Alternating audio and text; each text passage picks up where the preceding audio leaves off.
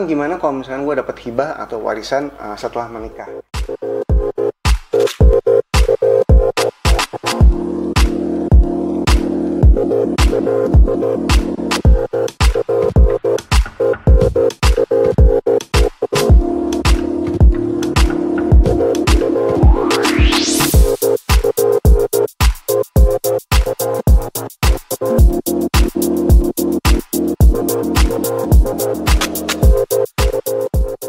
Ketemu lagi sama saya di YouTube channel ini, masih dalam seri Home Ownership.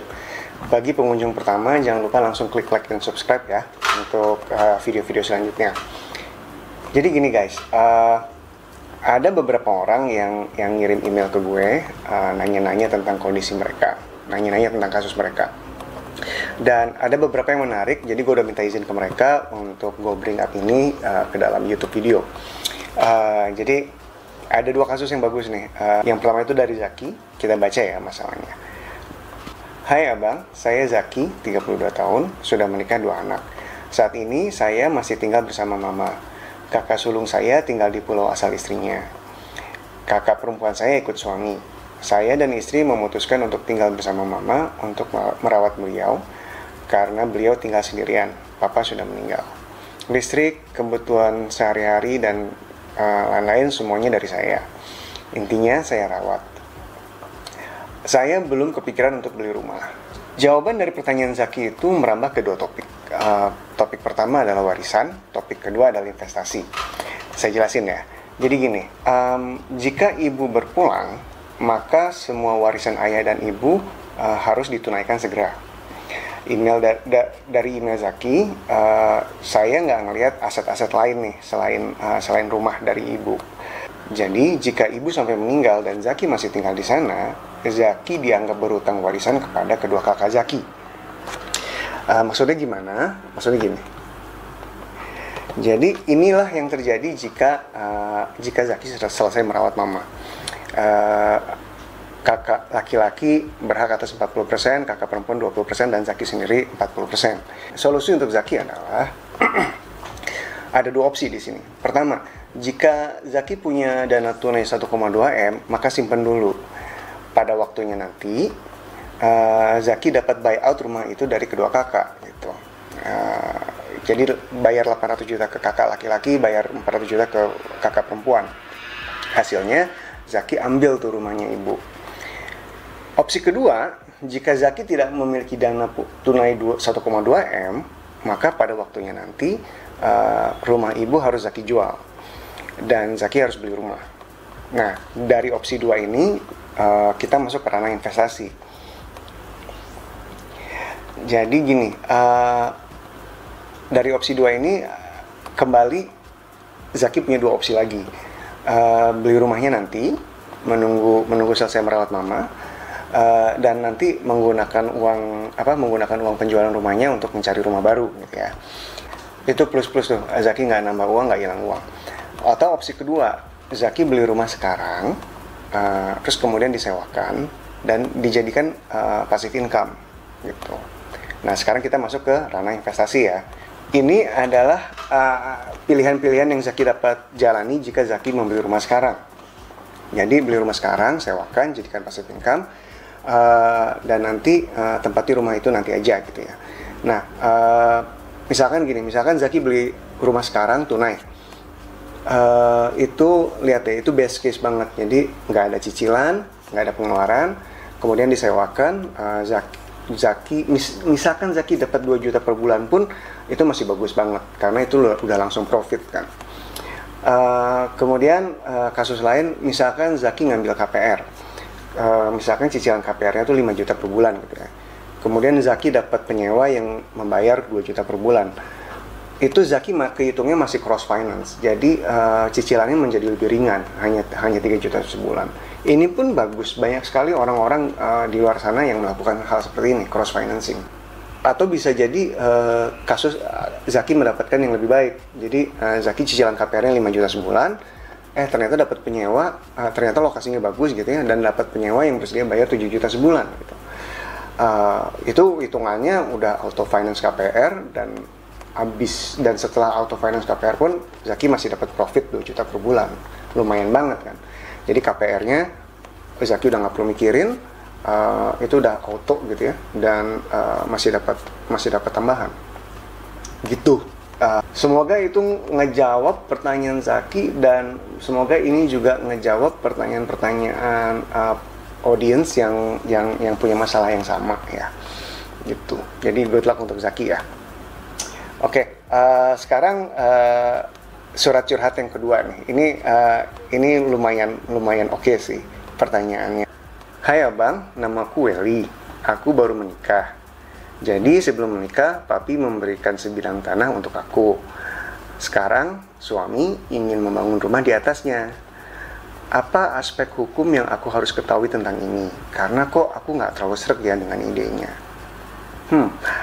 Oke, ini menarik banget.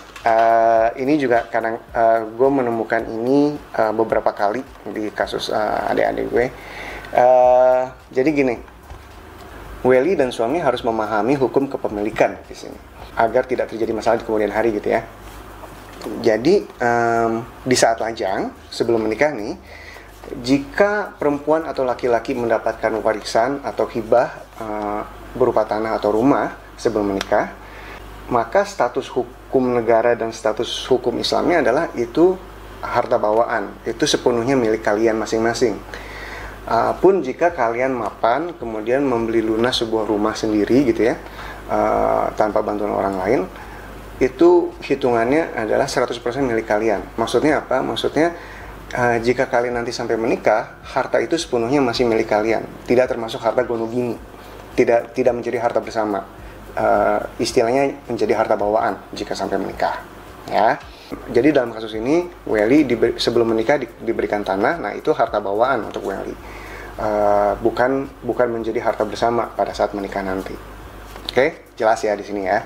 Oke, sekarang pertanyaan, bang gimana kalau misalkan gue dapat hibah atau warisan setelah menikah? Sebenarnya sama, baik suami maupun istri jika mereka mendapatkan hibah atau warisan dari orang tuanya setelah menikah, maka menurut hukum negara dan hukum Islam itu juga 100% milik kalian masing-masing. Jadi jika sampai kalian cerai itu tidak termasuk harta bersama. Kasus Welly adalah ini. Welly memiliki sebidang tanah, harta bawaan Welly, dan suami ingin membangun bangunan di atas tanah itu untuk menjadikannya rumah. Nah, ada dua dampak di sini yang harus dipikirin. Dampak pertama adalah dampak jika cerai. Singkatnya repot, tapi bisa diselesaikan. Maksudnya gini, jadi kalau misalkan sampai cerai, itu tidak serta-merta menjadi harta bersama bagi dua, tidak. Jadi pertama, Welly dan suami harus gunakan jasa appraiser untuk cari tahu nilai tanah dan nilai bangunannya. Misalnya jika sampai cerai nanti amit-amit ya, nilai bangunan 800 dan nilai tanah 3M. Nah, Welly bisa bayar 800 juta ke suami dan mendapatkan rumah itu secara keseluruhan. Atau suami yang bayar 3M kepada istri dan mendapatkan rumahnya secara keseluruhan. Atau jika Welly nggak ada 800 juta dan suami nggak ada 3M, maka yang kalian bisa lakukan adalah menjual rumahnya. Setelah dijual, bagi hasil, nah Welly dapat 30/38 dan suami mendapatkan hanya 8/38, bukan setengah-setengah gitu. Karena ingat, ini bukan harta bersama tapi harta bawaan yang dicampur gitu. Makanya kalau abang sih nggak terlalu menyarankan mencampur-campur harta bawaan. Yang dicampur-campur ya yang menjadi harta bersama aja gitu. Kedua adalah dampak jika suami meninggal. Jika suami meninggal, maka suami mewariskan bangunannya saja dari rumah itu, bukan bangunan dan tanah. Nah, jika punya anak laki-laki dan perempuan, maka ini nggak terlalu masalah. Tapi jika kalian tidak memiliki anak laki-laki, maka keluarga suami berhak mendapatkan bagian dari warisan bangunan itu. Gitu.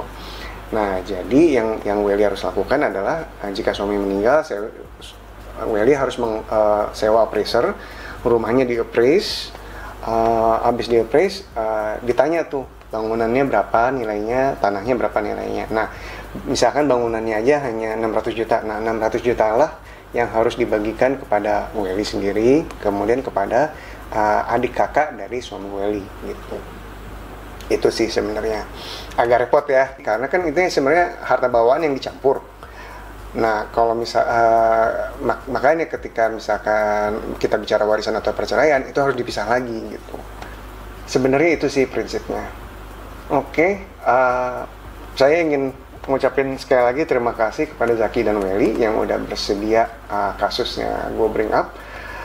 Semoga ini berkenan dan berguna bagi penonton yang memiliki masalah yang sama. Gue masih pada komitmen gue bahwa apapun yang gue upload itu merupakan konten-konten yang berguna bagi kalian. Kalau misalkan ada pertanyaan seperti Zaki dan Welly, be sure untuk kirim email ke gue. Ini emailnya. Dan jangan lupa klik like dan subscribe untuk video-video selanjutnya. Oke, kalau gitu segitu dulu dari gue. Sampai ketemu di episode berikutnya. Assalamualaikum warahmatullahi wabarakatuh.